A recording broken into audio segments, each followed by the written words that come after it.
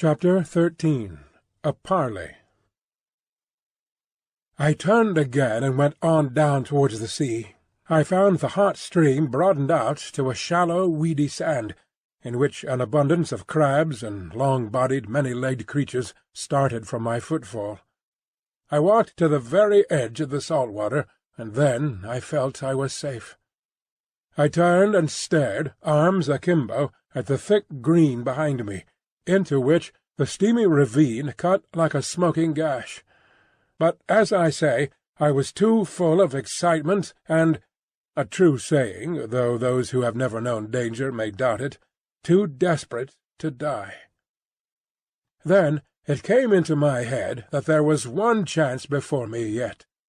While Moreau and Montgomery and their bestial rabble chased me through the island, might I not go round the beach until I came to their enclosure, make a flank march upon them, in fact, and then, with a rock lugged out of their loosely built wall, perhaps smash in the lock of the smaller door, and see what I could find, knife, pistol, or what not, to fight them with when they returned.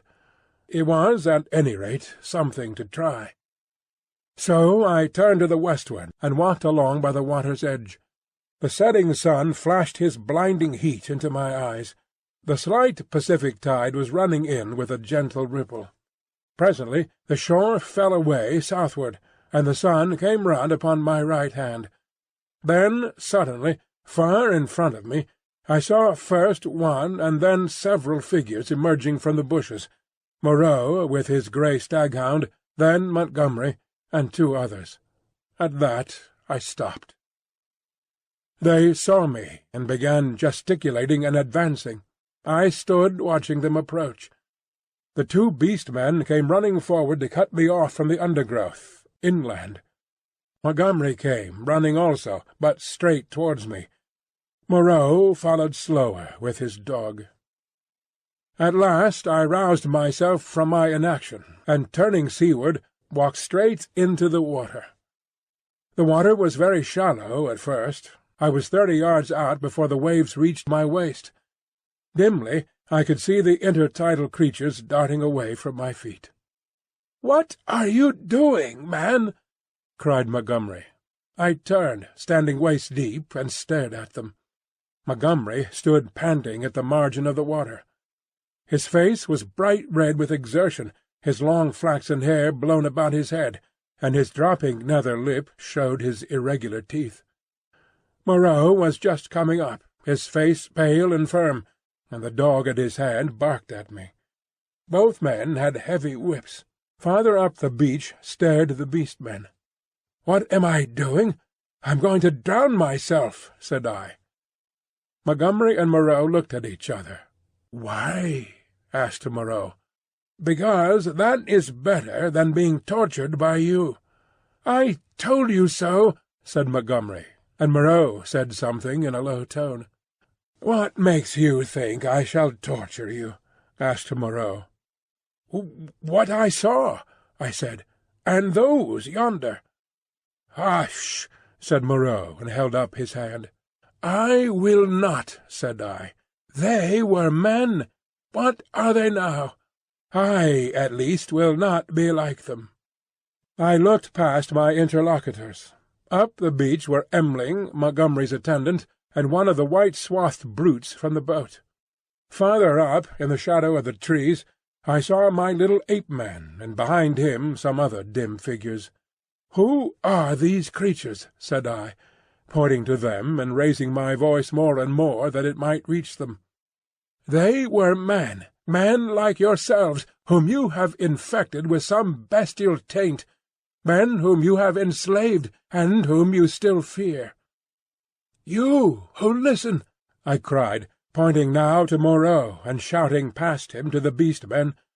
"You who listen! Do you not see these men still fear you, go in dread of you?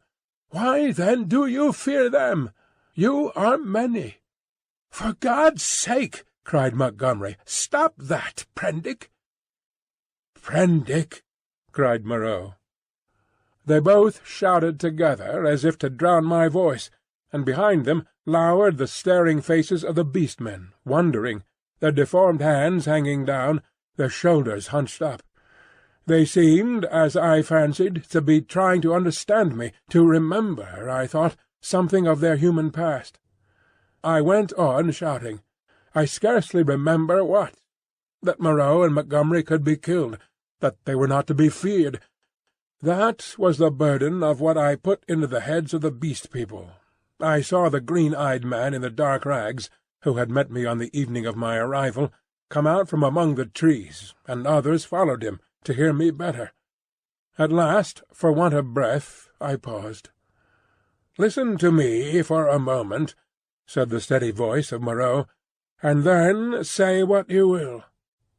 "Well?" said I. He coughed, thought, then shouted, "Latin, Prendick! Bad Latin, schoolboy Latin, but try and understand. He non sunt homines, sunt animalia, qui nos habemus vivisected. A humanizing process. I will explain. Come ashore." I laughed. "A pretty story," said I. "They talk, build houses. They were men. It's likely I'll come ashore. The water just beyond where you stand is deep and full of sharks. That's my way," said I, "short and sharp, presently. Wait a minute." He took something out of his pocket that flashed back the sun, and dropped the object at his feet. "That's a loaded revolver," said he. "Montgomery here will do the same. Now, we are going up the beach until you are satisfied the distance is safe. Then come and take the revolvers." "Not I. You have a third between you. I want you to think over things, Prendick. In the first place, I never asked you to come upon this island. If we vivisected men, we should import men, not beasts. In the next, we had you drugged last night, had we wanted to work you any mischief. And in the next, now your first panic is over and you can think a little, is Montgomery here quite up to the character you give him? We have chased you for your good, because this island is full of inimical phenomena. Besides, why should we want to shoot you when you have just offered to drown yourself? Why did you set your people on to me when I was in the hut? We felt sure of catching you and bringing you out of danger. Afterwards we drew away from the scent for your good. I mused. It seemed just possible. Then I remembered something again. "But I saw," said I, "in the enclosure. That was a puma."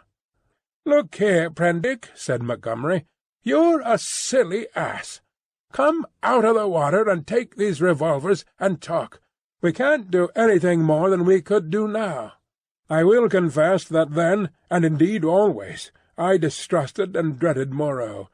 But Montgomery was a man I felt I understood." "Go up the beach," said I, after thinking, and added, "holding your hands up." "Can't do that," said Montgomery, with an explanatory nod over his shoulder. "Undignified." "Go up to the trees, then," said I, "as you please."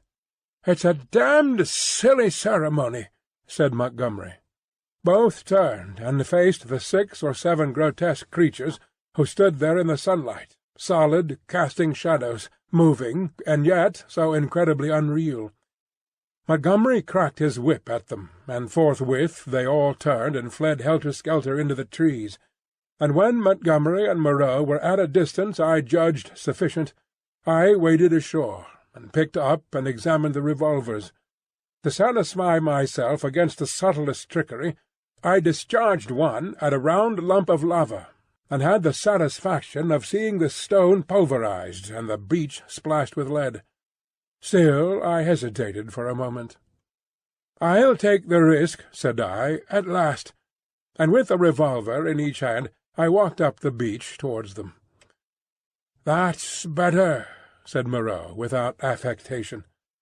"As it is, you have wasted the best part of my day with your confounded imagination, and with a touch of contempt which humiliated me, He and Montgomery turned and went on in silence before me. The knot of beast-men, still wondering, stood back among the trees. I passed them as serenely as possible. One started to follow me, but retreated again when Montgomery cracked his whip.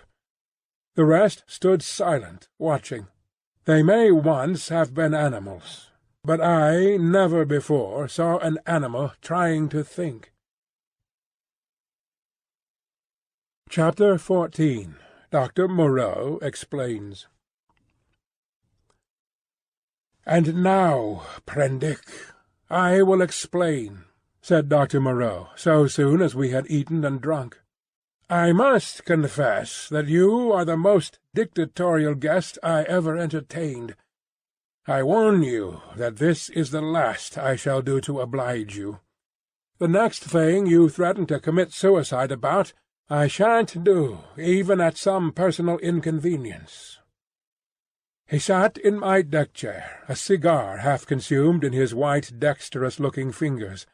The light of the swinging lamp fell on his white hair. He stared through the little window out at the starlight. I sat as far away from him as possible, the table between us, and the revolvers to hand. Montgomery was not present. I did not care to be with the two of them in such a little room. "You admit that the vivisected human being, as you called it, is, after all, only a puma?" said Moreau.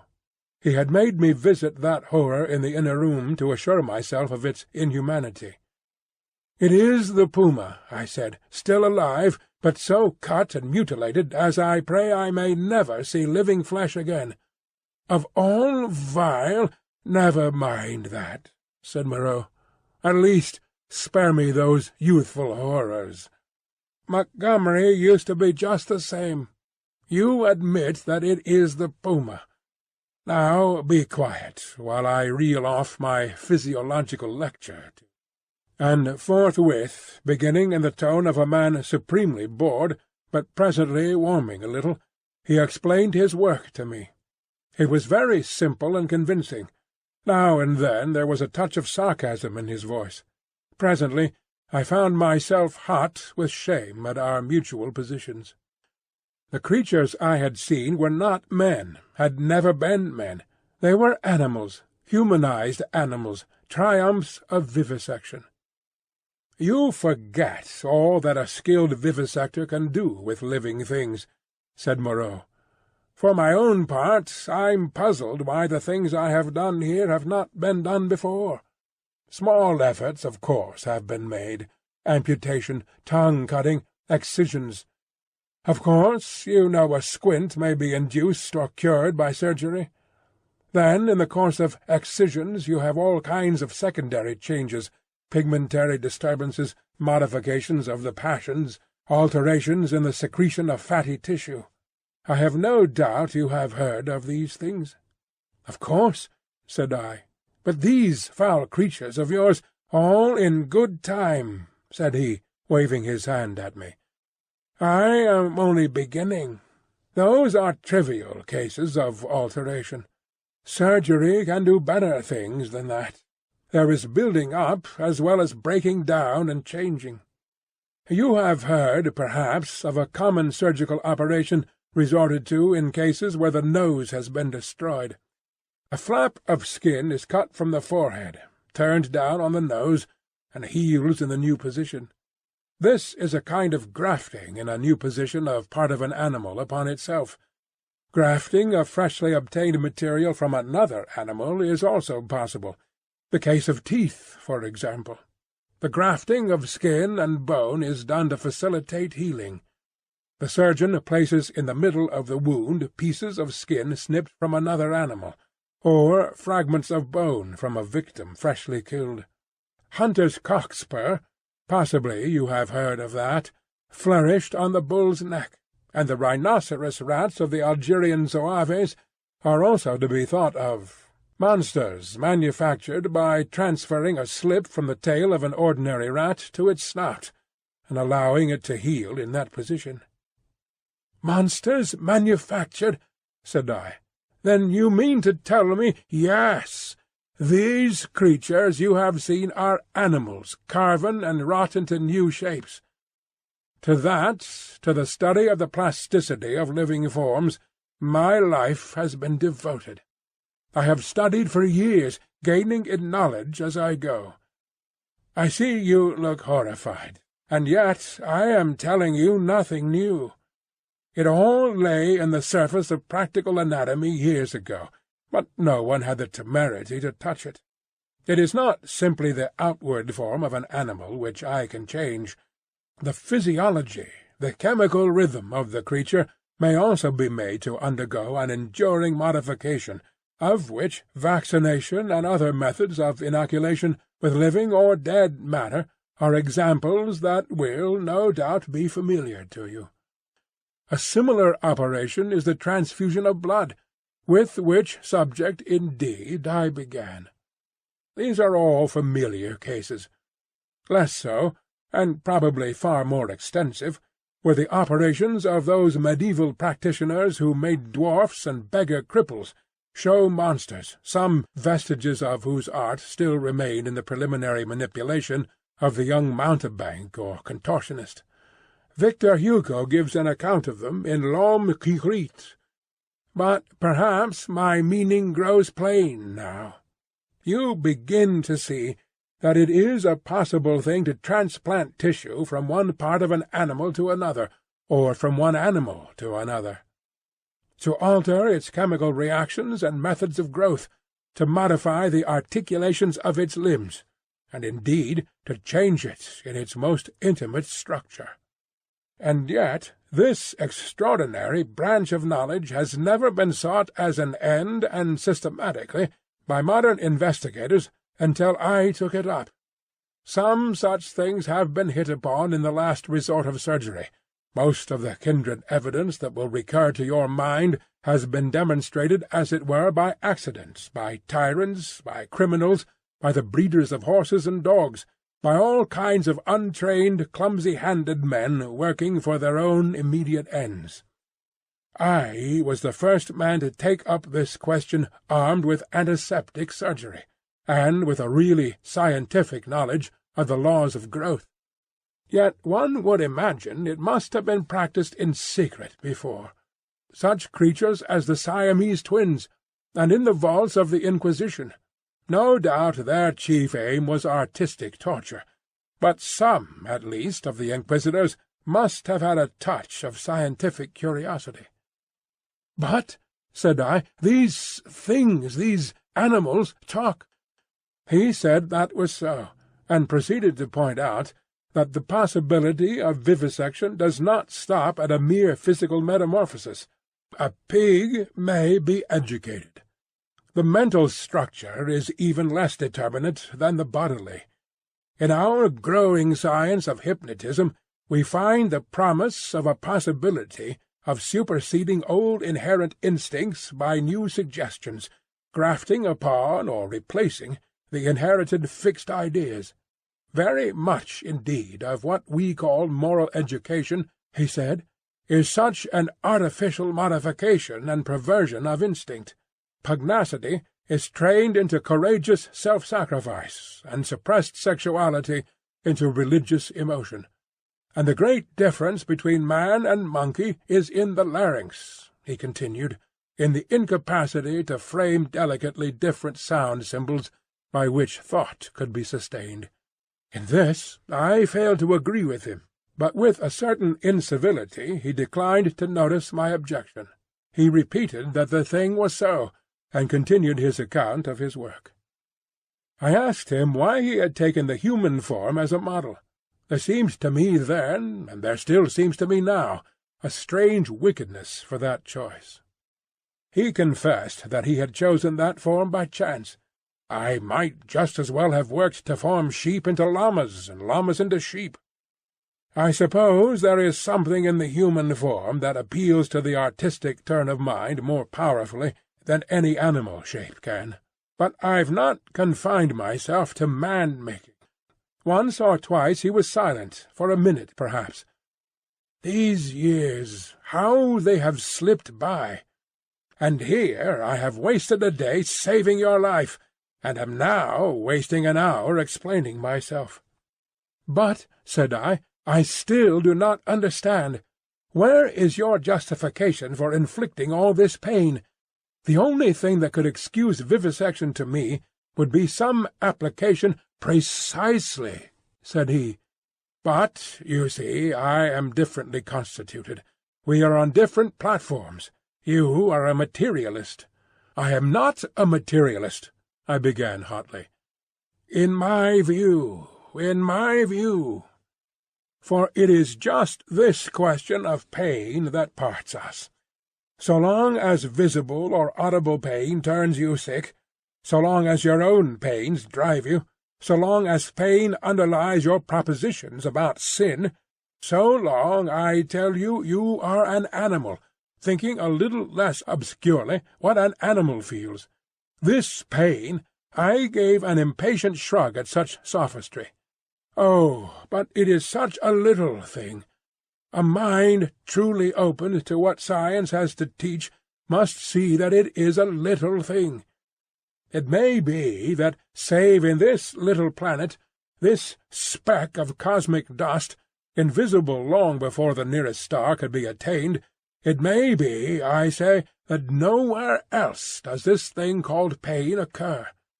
But the laws we feel our way towards, why, even on this earth, even among living things, what pain is there?"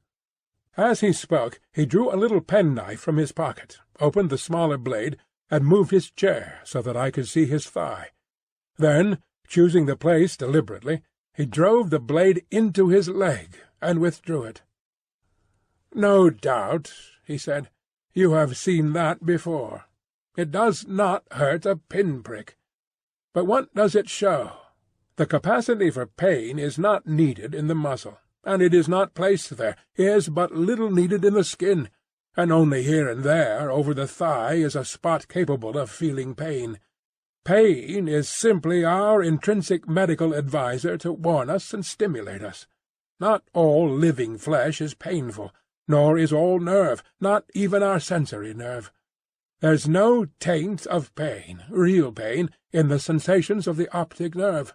If you wound the optic nerve, you merely see flashes of light, just as disease of the auditory nerve merely means a humming in our ears. Plants do not feel pain, nor the lower animals. It's possible that such animals as the starfish and crayfish do not feel pain at all. Then, with men, the more intelligent they become, the more intelligently they will see after their own welfare, and the less they will need the goad to keep them out of danger. I never yet heard of a useless thing that was not ground out of existence by evolution sooner or later. Did you? And pain gets needless. Then I am a religious man, Prendick, as every sane man must be. It may be, I fancy, that I have seen more of the ways of this world's Maker than you, for I have sought his laws, in my way, all my life, while you, I understand, have been collecting butterflies. And I tell you, pleasure and pain have nothing to do with heaven or hell. Pleasure and pain, bah! What is your theologian's ecstasy but Mahomet's Uri in the dark? This store which men and women set on pleasure and pain, Prendick, is the mark of the beast upon them, the mark of the beast from which they came. Pain and pleasure, they are for us only so long as we wriggle in the dust. You see, I went on with this research just the way it led me. That is the only way I ever heard of true research going. I asked a question, devised some method of obtaining an answer, and got a fresh question. Was this possible or that possible? You cannot imagine what this means to an investigator, what an intellectual passion grows upon him. You cannot imagine the strange, colourless delight of these intellectual desires. The thing before you is no longer an animal, a fellow creature, but a problem. Sympathetic pain, all I know of it, I remember as a thing I used to suffer from years ago. I wanted—it was the one thing I wanted— to find out the extreme limit of plasticity in a living shape. "But," said I, "the thing is an abomination." "To this day I have never troubled about the ethics of the matter," he continued. "The study of nature makes a man at last as remorseless as nature. I have gone on, not heeding anything but the question I was pursuing, and the material has dripped into the huts yonder. It is nearly 11 years since we came here, I and Montgomery and 6 Kanakas. I remember the green stillness of the island and the empty ocean about us as though it was yesterday. The place seemed waiting for me. The stores were landed, and the house was built. The Kanakas founded some huts near the ravine. I went to work here upon what I had brought with me. There were some disagreeable things happened at first. I began with a sheep, and killed it after a day and a half by a slip of the scalpel. I took another sheep, and made a thing of pain and fear, and left it bound up to heal. It looked quite human to me when I had finished it, but when I went to it I was discontented with it. It remembered me, and was terrified beyond imagination, and it had no more than the wits of a sheep. The more I looked at it, the clumsier it seemed, until at last I put the monster out of its misery. These animals without courage, these fear-haunted, pain-driven things, without a spark of pugnacious energy to face torment, they are no good for man-making. Then I took a gorilla I had, and upon that, working with infinite care and mastering difficulty after difficulty, I made my first man. All the week, night and day, I moulded him. With him it was chiefly the brain that needed moulding. Much had to be added, much changed. I thought him a fair specimen of the negroid type when I had finished him, and he lay bandaged, bound, and motionless before me. It was only when his life was assured that I left him and came into this room again, and found Montgomery much as you are. He had heard some of the cries as the thing grew human, cries like those that disturbed you so. I didn't take him into my confidence at first, and the Kanakas, too, had realized something of it. They were scared out of their wits by the sight of me. I got Montgomery over to me, in a way, but I and he had the hardest job to prevent the Kanakas deserting. Finally they did, and so we lost the yacht. I spent many days educating the brute. Altogether I had him for 3 or 4 months. I taught him the rudiments of English, gave him ideas of counting, even made the thing read the alphabet. But at that he was slow, though I've met with idiots slower. He began with a clean sheet mentally, had no memories left in his mind of what he had been. When his scars were quite healed, and he was no longer anything but painful and stiff, and able to converse a little, I took him yonder and introduced him to the Kanakas as an interesting stowaway. They were horribly afraid of him at first, somehow, which offended me rather, for I was conceited about him. But his ways seemed so mild, and he was so abject, that after a time they received him and took his education in hand. He was quick to learn, very imitative and adaptive, and built himself a hovel rather better, it seemed to me, than their own shanties. There was one among the boys a bit of a missionary, and he taught the thing to read, or at least to pick out letters, and gave him some rudimentary ideas of morality. But it seems the beast's habits were not all that is desirable. I rested from work for some days after this, and was in a mind to write an account of the whole affair, to wake up English physiology. Then I came upon the creature squatting up in a tree, and gibbering at 2 of the Kanakas who had been teasing him. I threatened him, told him the inhumanity of such a proceeding, aroused his sense of shame, and came home resolved to do better before I took my work back to England. I have been doing better, but somehow the things drift back again. The stubborn beast-flesh grows day by day back again. But I mean to do better things still. I mean to conquer that. This puma— But that's the story. All the Kanaka boys are dead now. One fell overboard of the launch, and one died of a wounded heel that he poisoned in some way with plant juice. 3 went away in the yacht, and I suppose, and hope, were drowned. The other one was killed. Well, I have replaced them. Montgomery went on much as you are disposed to do at first, and then— "What became of the other one?" said I, sharply.